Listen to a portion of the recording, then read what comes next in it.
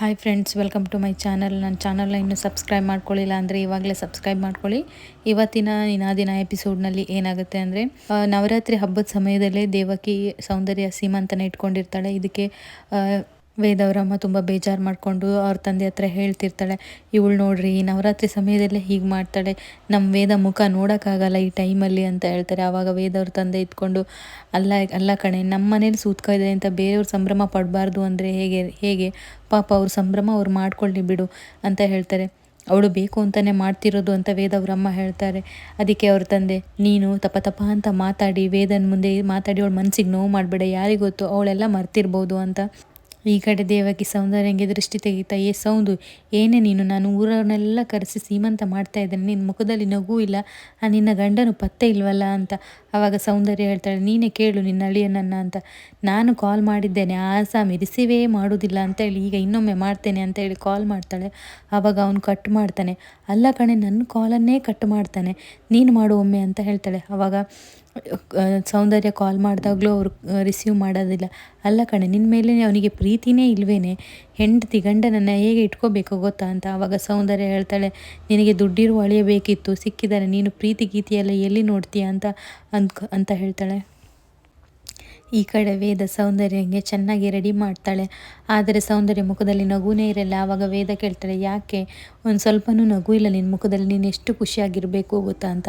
ಆವಾಗ ಸೌಂದರ್ಯ ಹೇಳ್ತಾಳೆ, ಹೇಗೆ ನಗು ಬರ್ತದೆ ಹೇಳು, ಅಮ್ಮ ಈ ನವರಾತ್ರಿ ಸಮಯದಲ್ಲೇ ಇದೆಲ್ಲ ಇಟ್ಕೊಂಡಿದ್ದಾರೆ, ನಿನ್ನ ಮನಸ್ಸಿಗೆ ನೋವಾಗ್ತದೆ ಅಂತ ಗೊತ್ತಿದ್ರು ಅಂತ ಹೇಳ್ತಾಳೆ.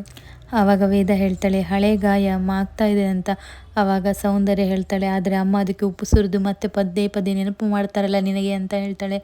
ಆವಾಗ ವೇದ, ಅದು ಅವರಿಗೆ ಖುಷಿ ಕೊಡುತ್ತೆ ಅನಿಸುತ್ತೆ, ಆಗಲಿ ಬಿಡು, ಆದರೆ ನೀನು ಯಾವಾಗಲೂ ಖುಷಿಯಾಗಿರಬೇಕು ನೋಡು, ಮಗು ಹೊಟ್ಟೆಯಲ್ಲಿದೆ, ಅದಕ್ಕೂ ಖುಷಿಯಾಗಬೇಕಲ್ವ, ಈ ದಿನ ನಿನ್ನದು, ನೀನು ತುಂಬ ಖುಷಿಯಾಗಿರಬೇಕು, ಹೀಗೆ ಸಪ್ಪೆ ಮುಖ ಮಾಡ್ಕೊಂಡಿರಬೇಡ, ನಗಾಡು ಅಂತ ಸೌಂದರ್ಯನ ನಗಾಡಿಸ್ತಾಳೆ.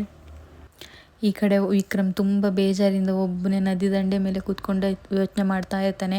ಅಲ್ಲಿಗೆ ಅವ್ರ ತಂದೆ ಬಂದು, ಯಾಕೆ ವಿಕ್ರಮ್ ಹೀಗೆ ಒಬ್ಬನೇ ಇದೆಯಾ, ಯೋಚನೆ ಮಾಡ್ತೀಯಾ, ಹಳೆದನ್ನೆಲ್ಲ ಮರ್ತು ಬಿಡು ಅಂತ ಹೇಳ್ತಾರೆ. ಹಳೆದನ್ನೆಲ್ಲ ಮರಲಿಕ್ಕೆ ಅಷ್ಟು ಸುಲಭವಾಗಿ ಆಗ್ತದಾ, ನನಗೆ ನನ್ನ ತಾಯಿ ನೆನಪಾಗೋದಿಲ್ವಾ, ಈ 9 ನವರಾತ್ರಿ ದಿನ ಬಂದರೆ ಸಾಕು, ನನಗೆ ಎಷ್ಟು ಹಿಂಸೆ ಆಗ್ತದೆ, ಇದನ್ನು ಆ 9 ದಿನ ಹೇಗೆ ಕಳೆಯುತ್ತೋ ಅಂತ ಅನಿಸುತ್ತೆ ನನಗೆ. ನೀವೇನು ಆರಾಮಾಗಿ ಇರ್ತೀರಾ, ನನಗೆ ಇದು ಗಾಯದ ಮೇಲೆ ಉಪ್ಪು ಹಾಗೆ ಆಗ್ತದೆ ಅಂತ ಹೇಳ್ತಾನೆ. ಅದು ಹಳೆಯದನ್ನೆಲ್ಲ ನೆನೆಸ್ಕೊಂಡು ಕೂರೋಕ್ಕಾಗಲ್ಲ ವಿಕ್ರಮ್, ಅದನ್ನು ಮರೆತು ಬಿಡಬೇಕು. ಈ ನೀರು ನೋಡು, ನಿಂತಲ್ಲಿ ನಿಲ್ತದ, ಹರಿತಾನೆ ಇರುತ್ತೆ, ಆದರೆ ಬಂಡೆ ಹಾಗೆ ನಾವು ನಿಂತು ಗಟ್ಟಿಯಾಗಿರಬೇಕು, ಎಲ್ಲದನ್ನು ಸಹಿಸ್ಕೋಬೇಕು ಅಂತ ವಿಕ್ರಮ್ಗೆ ಹೇಳ್ತಾನೆ. ಆವಾಗ ವಿಕ್ರಮ್ ಕೋಪದಿಂದ, ನೀವೇನು ಸುಲಭವಾಗಿ ಹೇಳ್ತೀರಾ, ಆದರೆ ನನ್ನ ತಾಯಿ ಬದುಕಿದ್ದಾರೋ ಸತ್ತಿದ್ದಾರೋ ಎಲ್ಲಿದ್ದಾರೋ ಅಂತಲೂ ನನಗೆ ಗೊತ್ತಿಲ್ಲ, ಆ ನೋವಲ್ಲೇ ಆ ನೆನಪಲ್ಲೇ ನಾನು ಎಷ್ಟು ಒದ್ದಾಡ್ತಾ ಇದ್ದೀನಿ ಅಂತ ನಿಮ್ಗೆ ಗೊತ್ತಾ ಅಂತ ಬೇಜಾರು ಮಾಡಿಕೊಂಡು ಹೇಳ್ತಾನೆ. ನೀನು ಒಂಟಿಯಾಗಿರಬೇಡ ವಿಕ್ರಮ್, ಒಂಟಿಯಾಗಿದ್ದಷ್ಟು ನೋವು ಜಾಸ್ತಿ ಆಗ್ತದೆ ಅಂತ ವಿಕ್ರಮ್ ಅವ್ರ ತಂದೆ ಹೇಳ್ತಾರೆ. ಆವಾಗ ವಿಕ್ರಮ್, ನಾನು ಎಲ್ಲ ಇದ್ದೂ ಒಂಟಿಯಾಗಿದ್ದೀನಿ ಅಪ್ಪ, ನನ್ನ ಮನಸ್ಸಲ್ಲಿ ಎಷ್ಟು ನೋವಿದೆ ಅಂತ ಗೊತ್ತಾ ಅಂದಾಗ ವಿಕ್ರಮ್ ತಂದೆಯವರು ಹೇಳ್ತಾರೆ, ನಿನಗೆ ಎಷ್ಟು ನೋವಿದೆಯೋ ನನಗೂ ಅಷ್ಟೇ ನೋವಿದೆ, ನಿನಗೆ ಚೂರು ನೋವು ಆದರೂ ನನ್ನ ಮನಸ್ಸಿಗೆ ಗೊತ್ತಾಗುತ್ತೆ ಅಂದಾಗ, ಇದು ನನ್ನ ಅಮ್ಮನಿಗೆ ಯಾಕೆ ಗೊತ್ತಾಗಿಲ್ಲ ಪಾಪ, ಅವ್ರು ಯಾಕೆ ನನ್ನ ನೋಡೋಕ್ಕೆ ಬರಲಿಲ್ಲ ಅಂದಾಗ, ಅದು ನನಗೂ ಗೊತ್ತಿಲ್ಲ, ಅವಳು ಯಾಕೆ ನನ್ನನ್ನು ಬಿಟ್ಟು ಹೋದ್ಲು ಅಂತ ಗೊತ್ತಿಲ್ಲ ಅಂತ ವಿಕ್ರಮ್ ತಂದೆ ಹೇಳ್ತಾರೆ. ಹಾಗಾದರೆ ನಮ್ಮಮ್ಮ ಬಿಟ್ಟು ಹೋಗೋಕ್ಕೆ ನೀವು ಕಾರಣ ಅಲ್ವಾ ಅಂತ ಕೇಳಿದಾಗ, ಅದು ನಿಜವಾಗ್ಲೂ ನನಗೆ ಗೊತ್ತಿಲ್ಲ ಅವಳು ಯಾಕೆ ಬಿಟ್ಟು ಹೋದ್ಲು ಅಂತ. ನನಗೆ ಗೊತ್ತಿದ್ದು ಬರೀ ಇಷ್ಟೇ, ಬಡತನ, ಹಸಿವು, ದುಡಿಮೆ, ಹೆಂಡತಿ, ಮಕ್ಕಳು, ಇಷ್ಟೇ ನನಗೆ ಗೊತ್ತಿದ್ದು. ಅದರ ಪ್ರಾಮಾಣಿಕ ಪ್ರಯತ್ನ ನಾನು ಮಾಡಿದ್ದೀನಿ, ಗಂಡನಾಗಿ ನಾನು ಪ್ರಾಮಾಣಿಕವಾಗಿದ್ದೆ, ಅವಳು ಯಾಕೆ ನನ್ನನ್ನು ಬಿಟ್ಟು ಹೋದ್ಲು ಅನ್ನೋದು ಇನ್ನೂ ಕಾಡುವ ಪ್ರಶ್ನೆ. ಆದರೆ ಅದೇ ನೆನಪಲ್ಲಿ ನಾವು ಇರಲಿಕ್ಕಾಗ್ತದ, ಈಗ ನೀನು ನನಗೆ ನೋವು ಕೊಡ್ತಾ ಇದೆಯಾ ನೋವಿನ ಮೇಲೆ ಅಂತ ವಿಕ್ರಮ್ ಅವ್ರ ತಂದೆ ತುಂಬ ಬೇಜಾರಾಗ್ತಾರೆ. ಈ ಕಡೆ ಸೌಂದರ್ಯನ ಸೀಮಂತ ನಡೀತಾ ಇರುತ್ತೆ. ಅವಳಿಗೆ ಎಲ್ಲ ಬಸ್ರಿ ಬೈಕೆಗಳನ್ನೆಲ್ಲ ತಿಂಡಿಗಳನ್ನೆಲ್ಲ ಬಡಿಸ್ತಾ ಇರ್ತಾರೆ. ಎಲ್ಲ ಆದಮೇಲೆ ಎಲ್ರಿಗೂ ಅರಿಶಿನ ಕುಂಕುಮ ಹಚ್ಚಿ ಆಶೀರ್ವಾದ ಮಾಡಿ ಅಂತ ದೇವಕ್ಕೆ ಹೇಳ್ತಾಳೆ. ಆವಾಗ ವೇದವ್ರ ಅಮ್ಮ ಅರಿಶಿನ ಕುಂಕುಮ ಹಚ್ಚಕ್ಕೆ ಹೋದಾಗ, ನೀನು ಬೇಡ ಅಂತ ತಡೀತಾರೆ. ಆವಾಗ ಸೌಂದರ್ಯ ಬೈತಾಳೆ, ಅಮ್ಮ ಯಾಕೆ ಈ ಥರ ಮಾಡ್ತೀಯ, ಅವರು ಹಚ್ಚಲಿ ಬಿಡು ಅಂತ ಹೇಳಿ. ಆಮೇಲೆ ಅವರು ಅರಿಶಿನ ಕುಂಕುಮ ಹಚ್ಚಿ ಎಲ್ಲರೂ ಹಚ್ಚಿ ಆದಮೇಲೆ ಸೌಂದರ್ಯ ವೇದಂಗೆ ಹೇಳ್ತಾಳೆ, ಬಾ ನೀನು ಹಚ್ಚು ಅಂತ. ಆವಾಗ ವೇದ, ನಾನಾ ಬೇಡ ಅಕ್ಕ ಅಂತಾಳೆ. ಆವಾಗ ಸೌಂದರ್ಯ, ಯಾಕೆ ನನ್ನ ಮಗು ನಿನ್ನ ಹತ್ರ ಆಶೀರ್ವಾದ ತೊಗೊಳ್ಳೋಷ್ಟು ಅದೃಷ್ಟ ಮಾಡಿಲ್ವಾ ಅಂತ. ಅಯ್ಯೋ ಅಕ್ಕ, ಯಾಕೆ ಈ ಥರ ಎಲ್ಲ ಹೇಳ್ತಿದೆಯಾ, ನಿಂಗೆ ಗೊತ್ತಾಗಲ್ಲ ಬಿಡು, ನಾನು ಬೇಡ ಅಕ್ಕ ಅಂತ ಹೇಳ್ತಾಳೆ.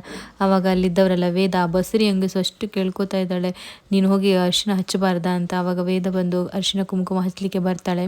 ದೇವಕಿ ಅವಳ ಕೈಯನ್ನು ಹಿಡಿದು ತಡಿತಾಳೆ.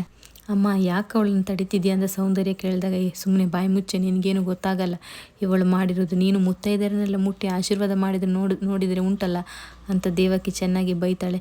ಆವಾಗ ಬೇಜಾರು ಮಾಡಿಕೊಂಡು ವೇದ, ಅಕ್ಕ ನಾನು ದೂರದಲ್ಲಿದ್ರೂ ನನ್ನ ಆಶೀರ್ವಾದ ಮಗು ಮೇಲೆ ಇರುತ್ತೆ ಅಂತ ಹೇಳ್ತಾಳೆ.